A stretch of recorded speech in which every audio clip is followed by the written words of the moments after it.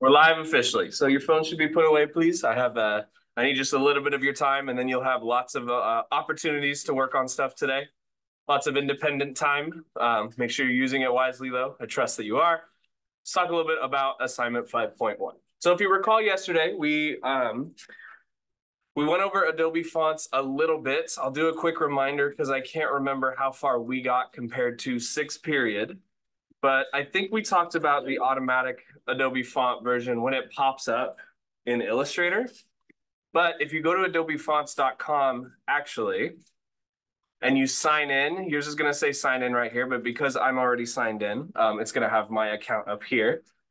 On adobefonts.com, anyone that you click on is just going to automatically grab it. We talked about this, right? This is familiar? Okay, cool.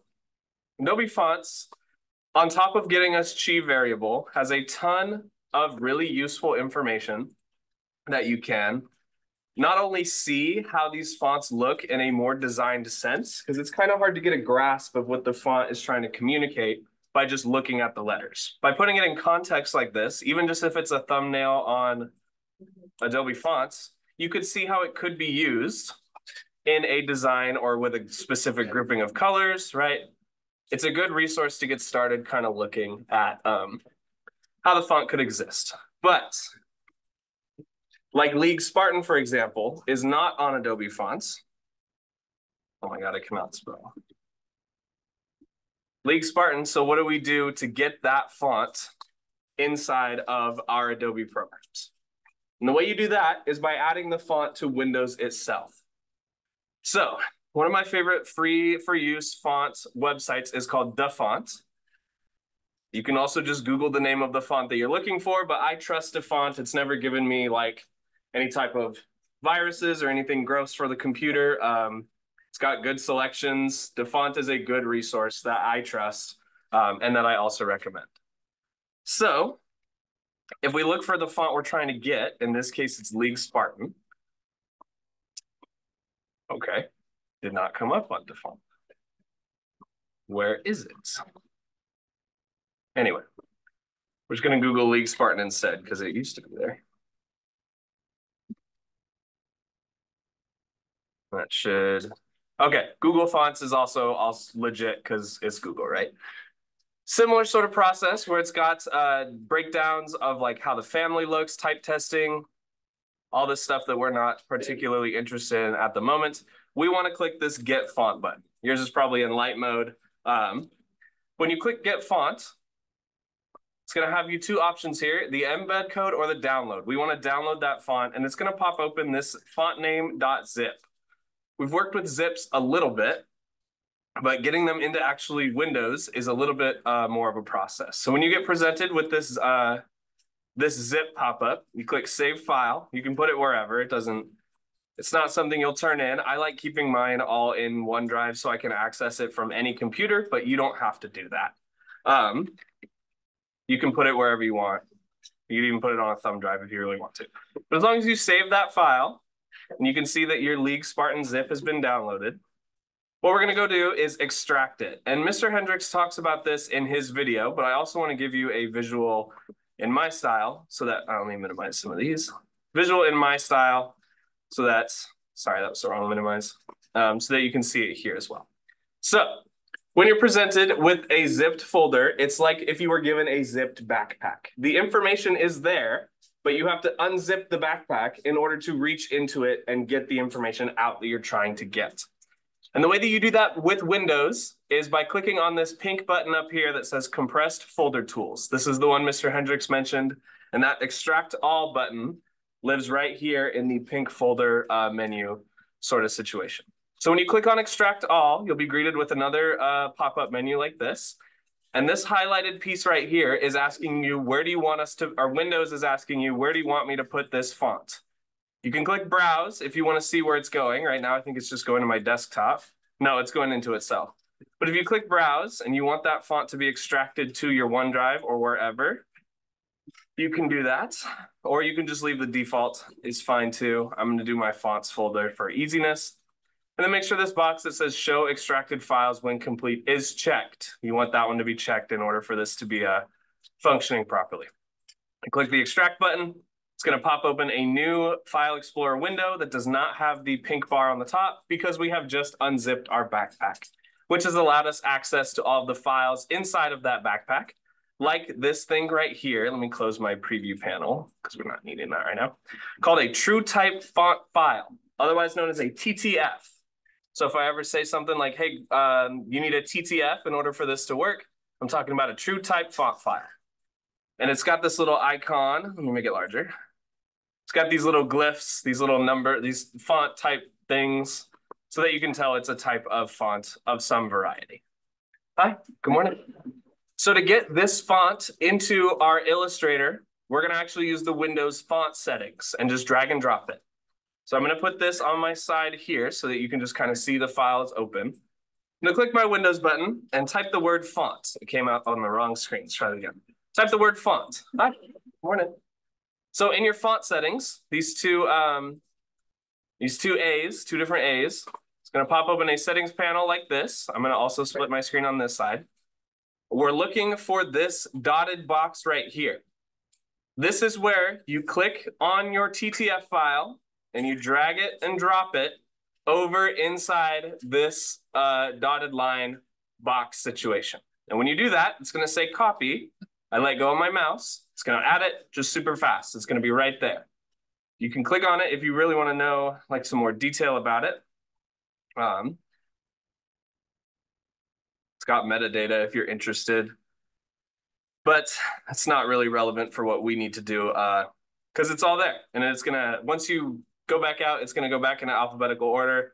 So it's going to be all the way down in the L's, as you can see, all of our different fonts as a part of Windows. So as a quick recap, unzip your folder when you download a font, whether it's from DaFont or Google Fonts or wherever you get it. Drag that TTF, that true type font file, into this box on the font settings in Windows. And then when you restart your computer or you restart your Illustrator, it's going to have that font added. So right now, we're gonna spend about 30 odd minutes working on 5.1. If you're already finished, then you can start looking at 5.2. But for now, I'm gonna make sure everybody's good on 5.1. We have Hendrix's videos. We did this common problem of League Spartan missing. I'm still trying to figure out why. I can't remember if it was Montserrat or Niagara wasn't italicizing. I'm still working on a fix for that. So just ignore that part of the video because you can't do it until it gets fixed. But before I get off the Zoom room and we start talking about 5.2 here in about 30 or so minutes, I want to show you guys some resources in your thread that I think are super duper useful for typography. Typography is another one of those aspects of graphic design that takes a lot of time to get used to and familiar with. But it is cool because it's kind of like seeing, kind of like unlocks a secret. When you look in the world, you'll be able to see how these fonts work together the same way that you can see how colors interact, and you can see the same way that shapes build up a lot of different things. Anyways, if you go into the replies, I have found a ton of typography help things, including these first 3 links are talking about vocab and then how you can pair fonts together as a quick reference guide. I have the entire manual of typography here, all 400 pages if you're interested in a free textbook. It's a riveting read if you like typography, but I understand why, Anyway, that's available to you. And then I also have some examples of typography focused graphic design from both a website called Dribbble and Adobe's website of something similar called Behance. So if you're interested in seeing how typography works and how it can be used in these really creative ways, these 2 links are ways that you can sort of explore some of the different aspects of typography. But as far as what you actually have to do for class, these are just things that I'm excited about sharing with you. What you have to do for class right now is just work on finishing up assignment 5.1. And if you need any help with that, I am happy to help walk around and assist you. It's that 30% category because it's an assignment. And you're following this video from Mr. Hendrix right here. Are we all good on 5.1? I mean, not good, but like that part of our morning so far? All right, sweet. So I'll reopen the Zoom room about 8:45 and start talking about 5.2. In the meantime, just work on finishing up 5.1. Both of these are due Friday. Sweet. Thank you guys for listening. Stellar. Starting here. Minimize some of this stuff. Again, got to click on my buttons. That's not the right screen. Okay. Cool. Okay, so 5.1, are we recording? We are. 5.1 was getting you introduced to some of the typographic tools that Illustrator has to offer. But 5.2 is your chance to put those into practice. So if you go back to your thread, it's also in the modules. But there's a project 5.2 intro right here, which I will give you an overview for right now. It is underneath in week 8, assignment 5.1, when you need to find it. But 5.2 is a design challenge of sorts where you get some creative freedom. I give you a sort of prompt. These are not chat GPT related like some previous ones. But this is further expanding on your practice with seeing how fonts work together by experimenting. So here's lots of different, like I mentioned earlier this week, different fonts communicating different ideas, maybe not ones that are the goal of the client, especially like this one is really hard to read, so it's not a good font choice. But this challenge is having you guys focus on font as a choice and as a creative piece of expression with Adobe Illustrator. So what you are doing is choosing 3 of the following challenge options below to complete and create your own version of. So an example, if you want to do a thank you card, we'll talk about the dimensions here in a second, but actually, sorry, we'll talk about the challenge options here in a second. But what you should do with today is, after you've chosen your different options here, there are 9 to choose from. You need to choose 3. You need to figure out the dimensions for that specific thing that you're trying to make with typography, like a thank you card, for example. You're going to find the thank you card dimensions, or you're going to find the business card dimensions, or you're going to find the poster dimensions. You're choosing what type of printed medium.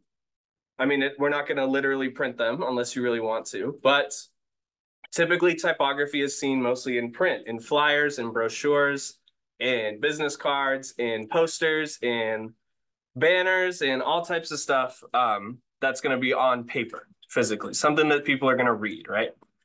So you need to find the dimensions of that thing that you're going to create, whether that's an email signature or an entrance sign for a dinosaur zoo, or a channel logo and header for a racing sports network in India. If you're doing a banner ad for a princess dress rental boutique, right? All of those are going to have different dimensions. That is your job to find out, is the first part today. So let's say I chose option 1, 2, and 3. An email signature, an entrance sign, and a text logo that will go on a letter, like back to the logo unit. I need to find out the dimensions of these 3 options. So I'm going to go email, signature, dimensions, and that's going to influence how I set up my artboard. Okay, no more. So that's the max of 650 pixels wide and between 90 and 150 pixels high. So if I were an illustrator and I was making this email signature for Batman as part of my 5.2 challenge, I would make sure that my width is not larger than 650 pixels. So this is one where you can change inches back to pixels. Okay, we're going to set this to 650 max so that I have plenty of space to work with. And then the height between 90 and 150. I like a larger email signature when I'm designing them like this level personally. So I'm going to go the max for both and do 150. 150 pixels high. And that's going to give me, we want RGB, since this is an email signature, it's only going to be in digital. I'm going to create that. And this gives me space to work with here to experiment with how I'm going to make my Batman signature for my email. For example, if you do not have Mix Bennett as a teacher, let me show you theirs. Let's see here. So this is an example of an email signature. Let me pop it out. This is a PNG that Mix Bennett uses as part of the signatures on all of their emails. And it was created in Adobe Illustrator with a variety of different fonts, images, and text colors. And this is what I'm going for, what Hendrix and I are going for with this design challenge. This is the first option here. So if we close this, here's our working space for our signature for Batman. And we're in the prep phase right now. We're just thinking about, we're generating concepts as part of our design. Ah, good morning. We're generating concepts as part of our design here. So you want to think about what about Batman should we communicate in a signature, okay? Signatures should communicate. I'm just going to take some notes here so that you have something to reference. And you don't, these are just suggestions. These are not requirements, but they are common among a variety of email signatures. So signature should have your name, your contact info, bless you. Typically signatures will include pronouns. I think that's an important addition. Job title or description. Batman is a pretty interesting one that you could take a couple different directions. You could go detective, you could go superhero, you could go billionaire, lots of options. And typically they're going to have a type of image or something interesting to grab the eye. And the interesting thing can be the font. So in an email signature, let's see how we can compare Mick Bennett's to Batman's, or the one that you could create for Batman. Let me pop this back out. Put it on this half of my screen. That's not so big. There we go. Okay, so we have a name, Christy Bennett. We have contact info. This does not actually have contact info, but this does have pronouns right here. It's got a job title and description right here, physics and astronomy. It's got images. It's interesting. It uses the rainbow across the text as well as their Bitmoji, right? There's lots of different directions that you could take this project, but focusing on the typography and especially how the typography pairs with other things. If we go back to your thread and go into the replies, there are 2 font pairing guides right here that will help you get started on thinking about how you compare these fonts together. So it also has these examples that you can see here, which are really nice visuals to kind of work towards and be inspired by. So your guys' job right now for 5.2 by the end of the week when it is due on Friday is to find or to create 3 options as provided here. So you have to choose 3 of these, tell me which 3 you're choosing, and we'll talk more about artboard setup on Thursday when you guys are back. But today should be kind of getting inspiration, choosing your options, doing a little research on how big those are, and then we'll get more into the design aspects of it on Thursday and Friday.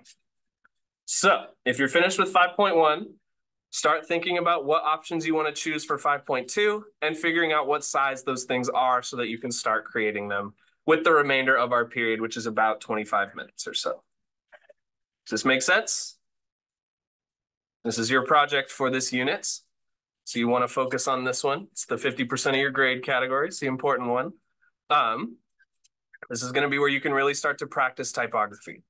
If you feel like you're getting stuck, come back to some of these examples here. You could even look for the index in the manual of typography if you want to go really crazy and do the textbook style. The way that I use textbooks, this is just kind of as a pointer. I have never read a textbook cover to cover. I go straight to the index, straight to the back of the book, and see what am I looking for, right? I'm going to be looking for stuff like pairings or font names or whatever. I know you guys know how to research, but I mostly just don't want you to be intimidated by reading an entire textbook. Okay, project 5.2 and assignment 5.1, both are due on Friday. If you're finished with 5.1, you should start thinking about 5.2. We'll check in on Thursday, but that's going to be our end goal for typography units, experimenting with these 2 things. Sound good? Cool. I'll let you guys keep working. Thank you guys for listening. Appreciate it very much.